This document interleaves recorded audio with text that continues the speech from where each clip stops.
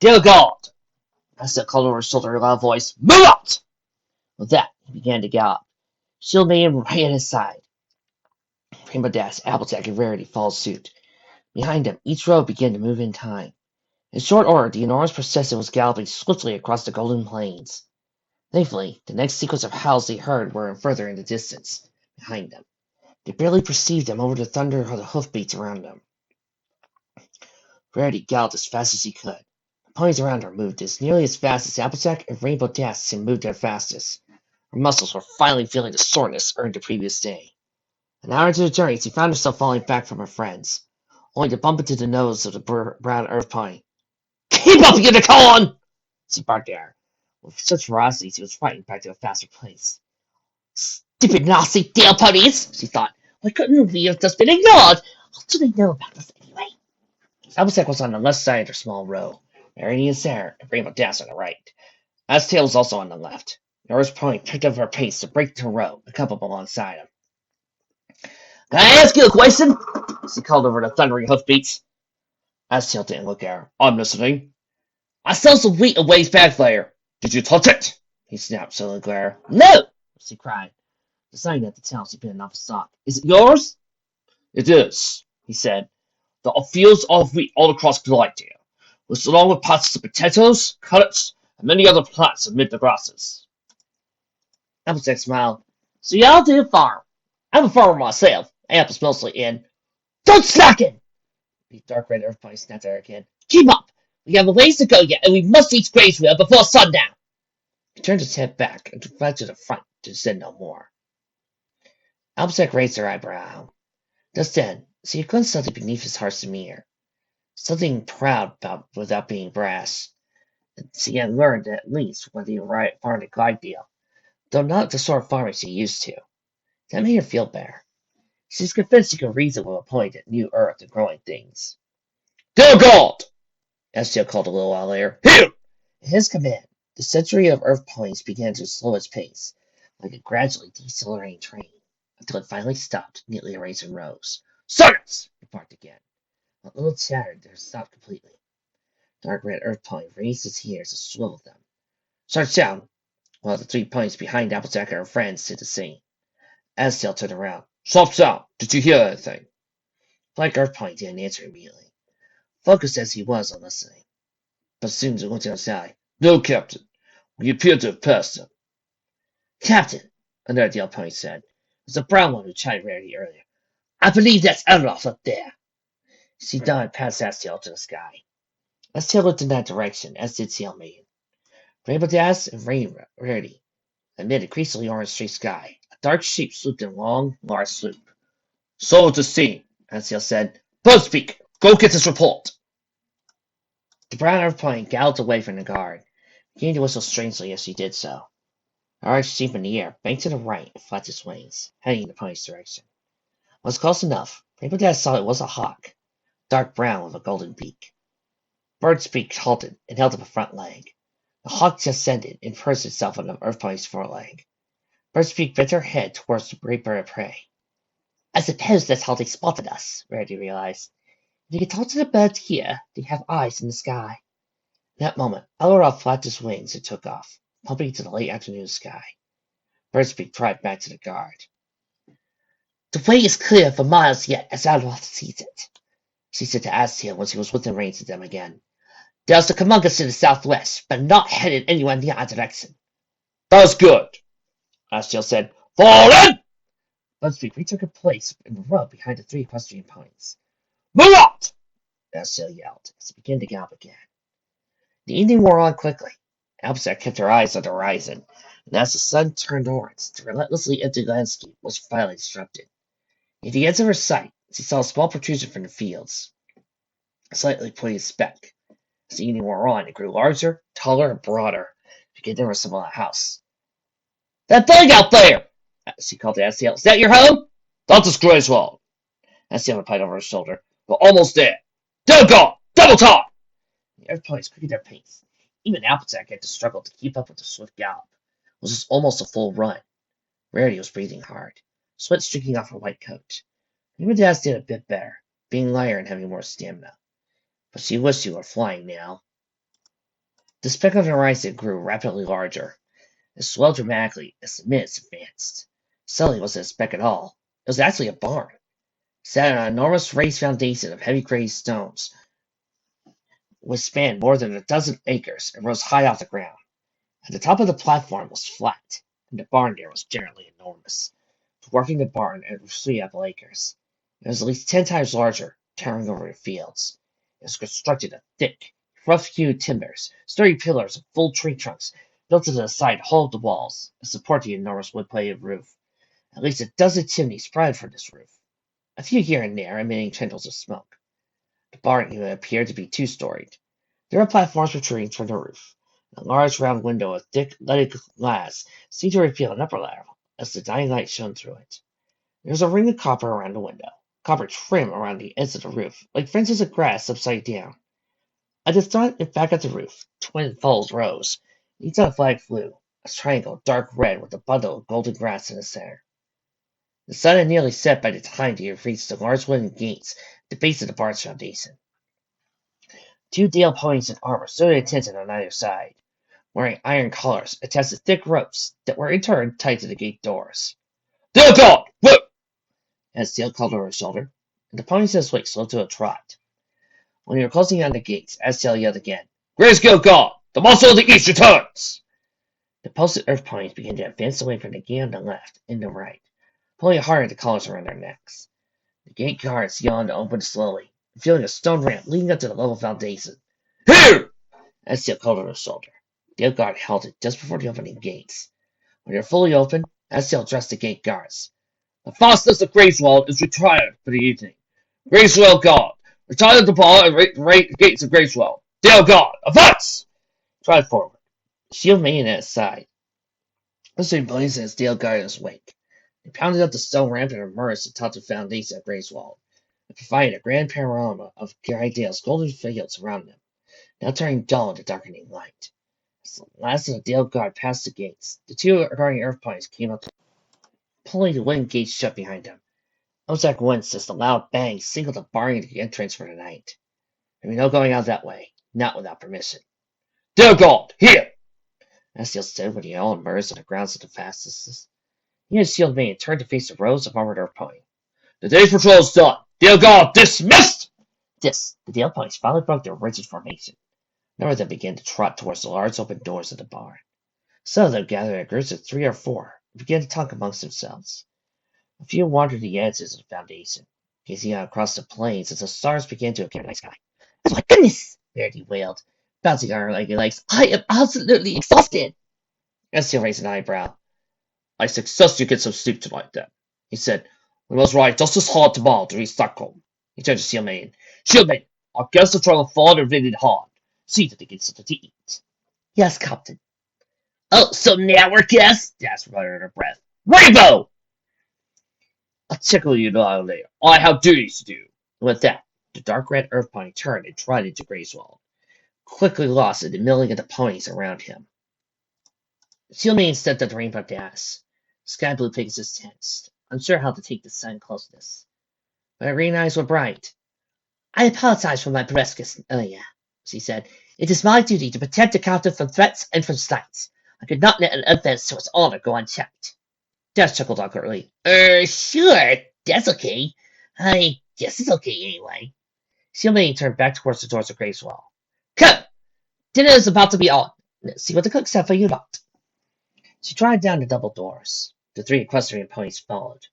The interior of Gracewell was a vast, open space. Thick pillars of dark wood holding up a tall ceiling that stretched over a great communal hall. In the middle, a great fire was raised in stone. Rough couches gathered around it, was the Dale ponies' lounge. There were similar couches scattered randomly throughout the commons, clearly meant to be moved at will.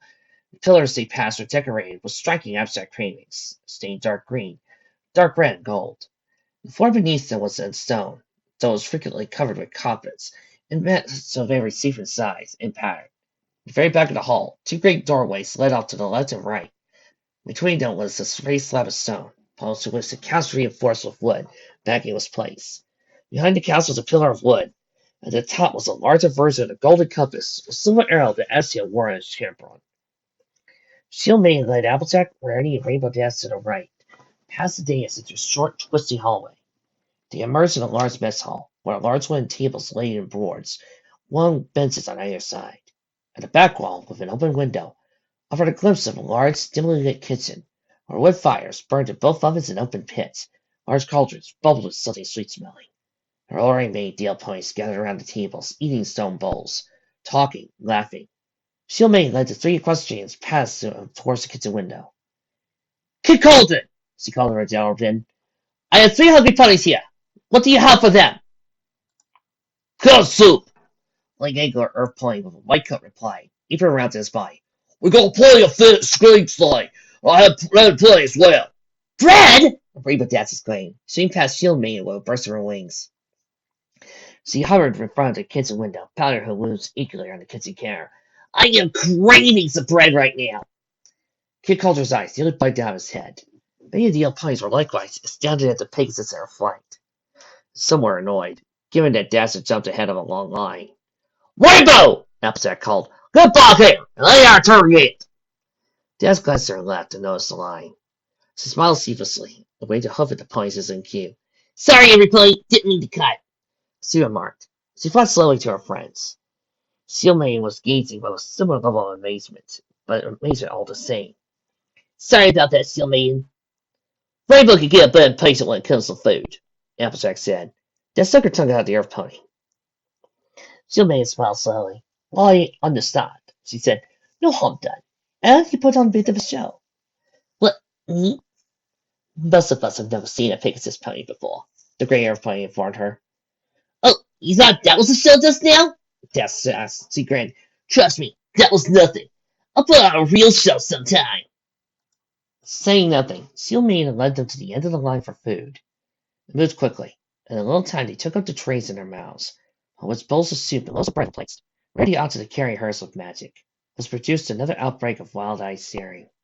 White Unicorn brushed back a curled violet mane with her hoof. It fluttered her long eyeglasses. This earned her a shove in the rump from Applejack on her tray. Come on, Rarity, don't be a show-off! Rarity huffed and followed Shield Maiden to the end of the tables. They sat on the benches. You all go ahead and eat, she said. I need to get my armor off. I'll be joining you in a moment. She trotted off out of the mess hall. More bread? Adele ponied with a tray on his back axe as he passed by. The tray had several large brown loaves on it. Oh, yeah! Rainbow Dash cried. She was already slurping up her soup. The yellow pony set the large loaf in the middle of their trays. Instantly, the sky blue Pegasus picked it up with both hooves and stuffed the end of it in her mouth. Rainbow Dash! Rarity snapped, using her magic to yank the loaf out of her mouth. I will not have you or any of us forgetting our table manners, especially not now that we have a table with to exercise them. White Unicorn focused her magic and tore off a chunk of the end that had been Dash's mouth. We don't appear to have a bread knife, so tearing is acceptable. Infrequentable etiquette. Trying to swallow the bread, that is meant for any pony in one gulp like a snake, is not polite in the least. Rainbow Dash crossed her legs childishly over her chest. Fine, she muttered. She picked up the hunk of bread and shoved it in her mouth, chewing with her mouth open. Ah! Rarity groaned, laying her hand on the table. You all hope this, Rainbow. You don't, Dash said with her mouth full. You spend so much time worrying about how to eat the food, you don't enjoy it. That is not true at all, Rarity replied. Applejack rolled her eyes at the exchange. She took off her hat and picked up her soup bowl between her hooves, tipping it toward her mouth and began to sip. This is great, she thought. The soup was sweet without being too sugary, hearty without being too thick. The bread, which she bit off a chunk moments later, was equally satisfying. Not fancy, of course, but simple and delicious and filling. Rarity agreed. My, this is wonderful, she said. This is a lovely break from all that crassy you've been eating. All things considered, setting aside the fact that we were brought here against our will, think we have such a good luck. At least the old ponies are being house-built up, that's for sure, Applejack agreed. But I don't like our chances of making this Lord Hammerhoof see our side of things. Now, as to your pony, seems like he could be reasoned with, Rarity said. Yeah, I agree, Applejack said. Seems like a decent feller, once he stops being gruff and mean. But like he said, it ain't up to him. If this Lord Hammerhoof is the one who set up the rules about trespassers, it's going to be hard to convince. Rainbow Dash finally swallowed her bread in one massive gulp. Well, I think we should be prepared to make a break for it. If these ponies won't let us go, we gotta be prepared to force our way out. Easier said than done, Rainbow, Applejack said. None of us can fly. Verity sighed. I guess I could teleport. Really? None of that! We'll make ourselves a land. No, neatly, Rainbow could go on alone. Das's rose eyes widened. I thought you said... I'll did, Airplane said with a nod. Well, that was before all this. Let's get desperate. Desperate measures may be laid. Then Sarah melted her grim line. She looked Applejack straight in the eye and saw the seriousness there. She nodded. Okay, but let's hope we don't need to do that, right? She now was confronted with the reality of what she thought in her head. She liked it less than ever. She didn't want to leave her friends behind. Let's hope, Applejack remarked. Enjoying the food, a voice came from the right. Turning, they saw Seal Maiden. Without her armor, her gray coat gave off a fine sheen, suggestive for the ruggedness of her country, and on her flank... You have a key mark? Des exclaimed. There was an image of a heater sealed on each of her flanks, colored golden red. Of course I do, the gray pony remarked. I am a pony, am I not? Des stammered. We wasn't sure if ponies could lie, dear. Got kitty marks, Reddy said. I must say I'm surprised as well. It is a bit magical, I think, for your kingdom's sensibilities, is it not? Oh, no, Sealbane said. It's magic all ponies share, natural. Not every deer pony gets a kitty mark, but most do. Actually, we don't even get proper names until we have our kitty marks. So, what are you called when you're young? Verity asked. Fury or cooked. They're described by a color, the tail pony said. Of course, if a pony doesn't get their kitty mark, they're usually allowed to choose a name by the time they start their first growth spurt. When we do get our marks, though, we usually name ourselves with the council of our parents and quartermaster. It is our duty to ensure that our name is both satisfying to us and informative to the ponies around us, so they know in what capacity they can rely on us in the event of trouble. So, your name, Shieldman, that means you are... Raymond Dash began. A warrior, Shieldman finished. I am a defender of pony and plot. I strive to be stout in the face of danger. The three friends recalled her ferocity towards Rainbow Dash. Could easily believe it. There were a few beats of silence, but then Verity said, What about Ashtail? His name doesn't say anything about his talents. It just describes his hair color, Nathan. The content is distinct, the Greater Prince said. He can tell you more about it if he chooses. She tried off. I'll keep you from your food, and me from mine. I'll go get some soup and be back. So what? Dash called when she was gone. Did he just call their foes? Hey, you! That's so lame. I can slowly make some kind of sense, Abzek said. But I don't think it's right to not name a foe. You seem to be fine with it. If the feelings and culture you met were any indication, Verity said.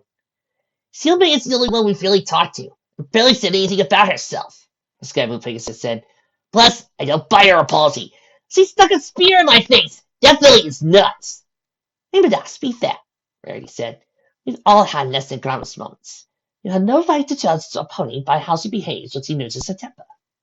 That's all Astil says, Raymond Dash remarked, slurped an herb salt on her soup. Well, I don't much care about Astil, the White Unicorn said, even if he is putting himself on the light. He does say he was worritable, Applejack remarked. She felt compelled to defend the dark earth pony, if for no other reason than his hospitality. Reasonable, yes, but that remains to be seen, Verity said in turn. Shieldmane chose that merciful lull in conversation as her moment to reappear, carrying a tray in her mouth. She sat down beside Rarity and took a long pull of her soup. She blinked her green eyes and smiled apologetically. I'm sorry. I didn't know if you equestrian ponies gave any thanks to any gods. I suppose we should, Rarity remarked. Do you? Sometimes, Shieldmane said. We do give thanks to the Seal Queen for moving the sun and moon. Actually, Princess Celestia doesn't move the moon anymore, Rainbow Dash said. She doesn't. Then who does? Her sister, Princess Luna, Applejack said. So you've been gone for a while, but she's back now. And the moon was originally hers to begin with, so she's doing it again. Sealman's eyes went wide. Great Green Earth. I didn't know the Sun Queen even had a sister. It's a long story, Dash said. The three equestrian ponies stared at glance. They spent the remainder of the meal telling Sealman a few things about Luna, without going into the details of their quest for the elements of harmony. It was unspoken agreement that their status as bearers of the elements was better off not being revealed. They needn't have worried. What they did tell Seal Maid was enough to keep her engrossed as she ate. That explains something that has pestered us for more than a year, the greater point said, chewing the last of her bread. You know, this is probably one of the few figs that actually admits that they don't really want to talk much about them being bearers of the elements for a while. Thank you. On last year's summer solstice, the night was much longer than it should have been. We even woke up to darkness. It was caused by this dark moon goddess. That's right, Nightmare Moon, Applejack answered. But she's all gone now. Princess Luna's raspberrying again. I would love to hear more, Shilman said. She pushed herself back from the table and rolled onto her hose. But we can't tarry. I suspect there's more to do before we bed for the night. Please take your trays back to the kitchen window with me. She put her tray over her mouth, and the others followed suit, rarely even offering to work manually. When they exited the mess hall, they found Ashiel waiting for them. He had discarded his armor as well, and his great dapple mane fell across his neck. "That was a long supper," he said. He was not as quite as imposing as his armor, but he was still tall, and his muscles were on bare display. "Forgive me, Captain," Silmain said with a nod. "No harm done. There's a common bed on the upper floor that's not currently in use. 6th room on the left wing. You'll be sleeping there tonight. But first," his blue eyes hardened, "I point out again that tomorrow we must ride through the land where the Kamungas are running. So, Silmain, if you would, take our guests down to the armory and see if there's anything available for them to outfit themselves with." "Yes, Captain," she replied. "Follow me," she told the equestrian ponies. Rarity, Rainbow Dash, and Applejack passed Ashtail and headed across the hall to the doorway on the left side of the stone dais. As they walked past them, Applejack glanced aside. His flank was a bear, but for a moment he was confused. It seemed as though he was still wearing armor, and not just because his coat was nearly the same color as his dark red leather. On his flank was a design of a branching golden grass, clinched in the middle by a band, the same type of symbol that was on the cruppers of every Deal Pony guard armor. It took her a moment to realize that was his cutie mark. His cutie mark was a symbol of Gladdale? She wondered. What did that mean? Turning through the doorway, they went down a short hall that descended on a stone ramp, cutting into the foundation of the great barn. They shortly emerged in a large room with high stone walls. Numerous shelves lined the walls, along with a number of chests, a few heavy drawers, and toward the back, a great number of small stalls. Elsac trotted toward them. In each stall was a wooden shape on a pole, with a rough body roughly like a pony's torso. It took the orb pony a moment to realize what they reminded her of. They were like curved partisans of Rarity's mannequins, harder and less complete. "I'm afraid all our armor's currently in use," Silmain said. "We have none to spare. But as for armaments—" She trailed off and tried to the other side of the ramp. She sat on her haunches and used her front hooves to open a large wooden chest. Digging through it briefly, she ducked her head in and came out with something shiny and sharp in her mouth. "You there, Earth Pony. Applejack, was it?" "That's right," Applejack said. "You mentioned you worked on the farm. Have you ever used a hoof axe before?" Applejack started. "There, sure. For chopping wood. Here," she said, looking her head at Applejack. She saw something that fell in Applejack's hooves. It had a leather binding wound with a cord meant to tighten around a pony's foreleg. Attached to the other side was an axe blade. Applejack was quite familiar with hoof axes, having used them often for farm work. But this was made of stouter leather, and had a much thicker head than anything she was used to back home. The seals appeared to be denser, and the edge was enormously sharper. "You may need to chop something else tomorrow," Silmain said. Applejack stepped slightly back from the weapon. "I don't go in for killing," she said. Silmain gave her a grim look. "It's not a matter of what you want," she said. "The Kamungas are vicious and bloodthirsty. If you're not prepared to defend yourself, you'll be easy prey." She looked at Rainbow Dash. "You, Rainbow Dash, do you need anything?" "Well," Dash sighed. "Well," she wasn't used to thinking about this at all. Who could put on a brave face? "Nope. I'm a pacifist, you know. We can control the weather. Anything messes with me, I'll hit it with a tornado." She thumped her chest. Shilman gave her a look. "I forgot," the Great Filly finally said. "You could just drop a lightning bolt on something, right?" Dash's ears flattened against her head. I actually can't do lightning," she said. She immediately made herself look confident. But I do win the rain, no problem. Fair enough, Sylvain said. Her green eyes turned on Rarity. You, unicorn. I suppose you have your magic to defend you. Rarity's mouth fell open. She took a few steps back. I, I, Her mouth worked uselessly for a moment. That is my magic is a me. She squeaked out. I guess it. Sylvain sighed. Then let me see if I can find something that'll fit you. She rummaged through the chest again. Rarity's blue eyes went wide. That's not really necessary, she said softly. I have no interest in taking any part in fighting. Sylvain said nothing. Pulling out a chest, she went to a stack of shelves and began to peer deep at each level, setting her hind legs to reach the highest shelf. Please, Rarity said. Sylvain, darling, don't go to this trouble on my account. She laughed weakly. I will know the first thing about a weapon. Sylvain moved to a second batch of shelves. She rummaged through them with holes in her mouth. The noise of shifting her instruments, making it plain she was finding things, but not what she sought. Now, Miss Sylvain, Rarity said, I must insist. Hoo-hoo! The greater plane screamed silently. She reached her hand into a lower shelf. She was tugging hard at something. What do I have we here? With a sharp pull, she yanked her head out, and with it something long and brilliant. Here's a pretty tool of death for a fancy battle maiden. She dropped it from her mouth to the ground. It was a blade, about a foot and a half long, and a gracefully curved edge, heavier at the tip than at the mount. Leather strap extended from the base, long and subtle. The base seemed to be hollow. It was clear, translucent. It wasn't metal at all. It rather appeared to be made of glass or crystal. Graceful lines of gold filigree stretched up at the sides, like a thin tendril of infant vines. Even Rarity was momentarily transfixed by its elegance. I don't know what this is doing here, Sylvain said with a voice full of surprise. Perhaps it was a gift to some ancient quarter-marshal, clearly meant for a unicorn. I see how it's supposed to cut fit over a horn. She turned the base towards him with her nose, displaying its hollowness. Mervyn, I don't think it's any pain make. Looks curious. She grinned at Rarity. It's perfect for your delicate sensibilities. Try it on. Rarity stared, unblinking at the horn blade for a moment. The jerk back she had been struck. No! She yelled. Absolutely not! Wow, this is an old trick.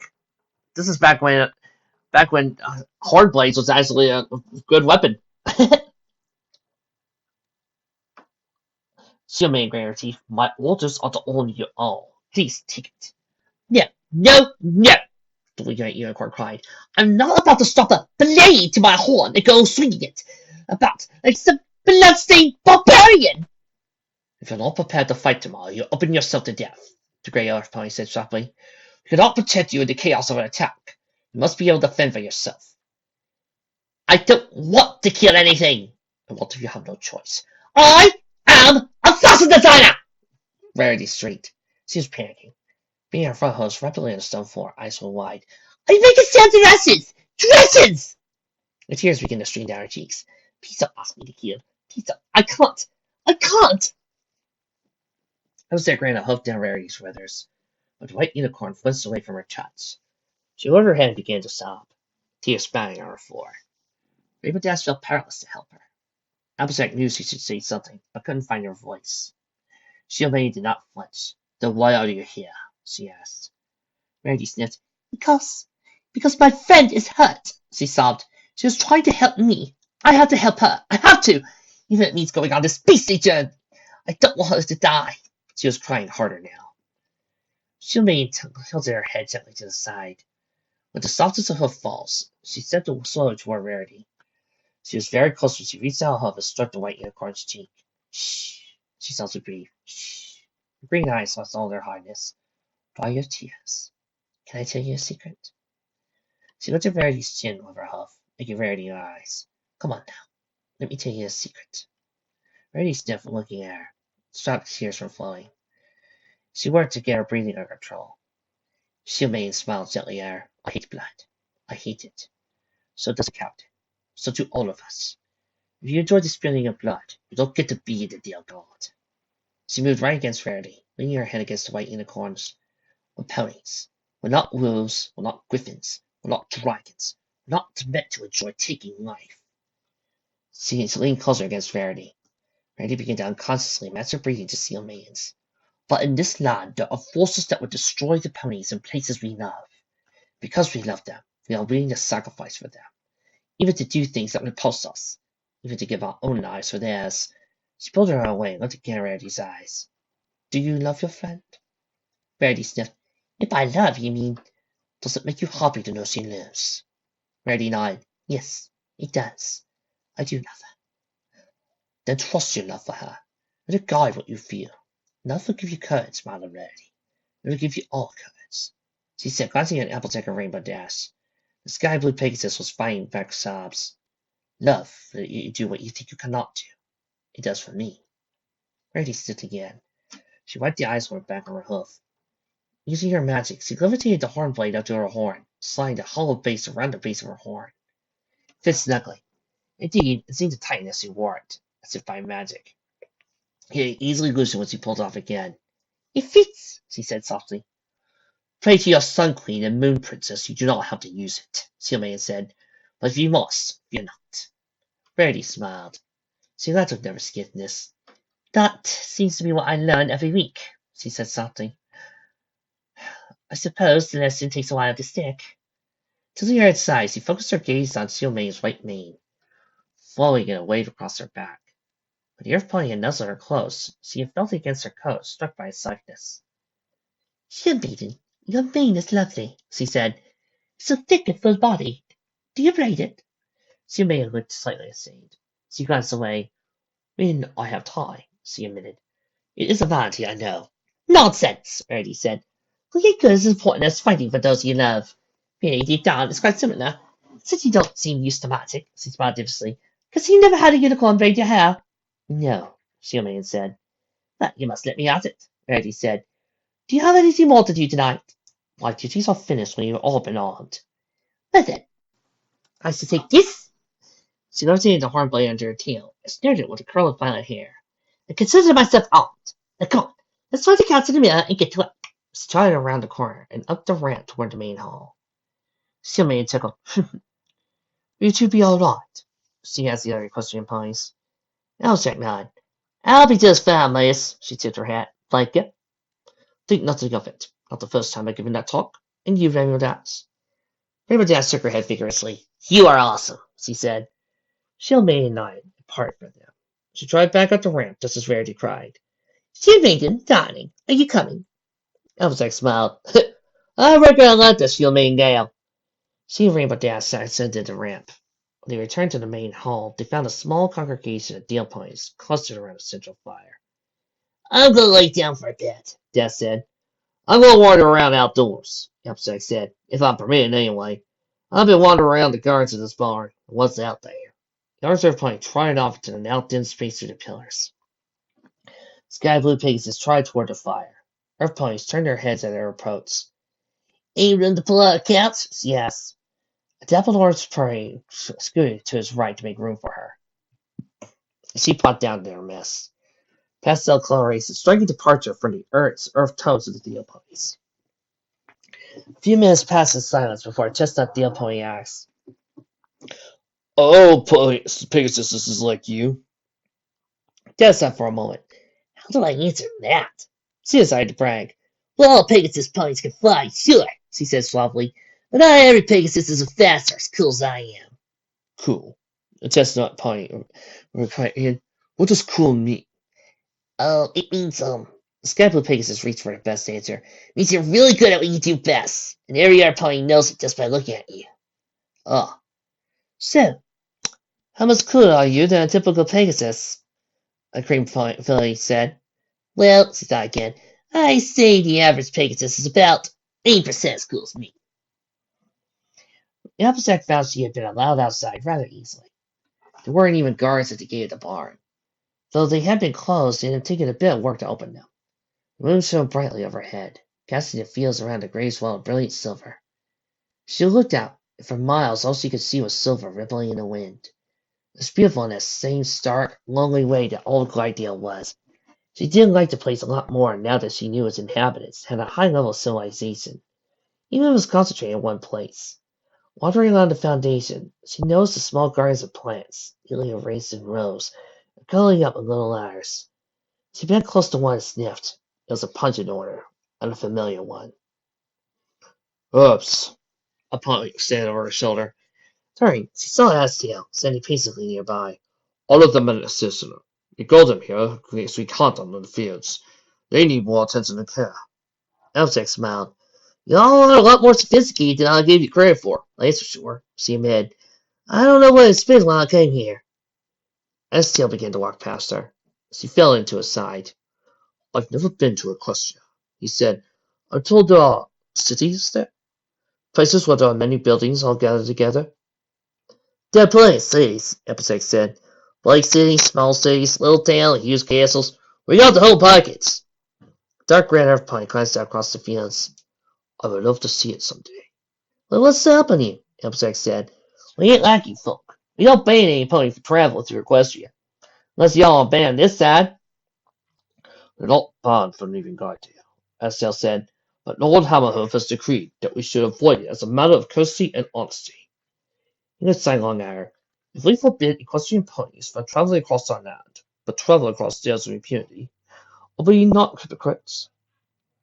Maybe that rule about travel needs to be changed, Applejack said sadly. That's not my decision to make. It's been talked of before, but Lord Hammerhoof is wise, and ruled us well for years.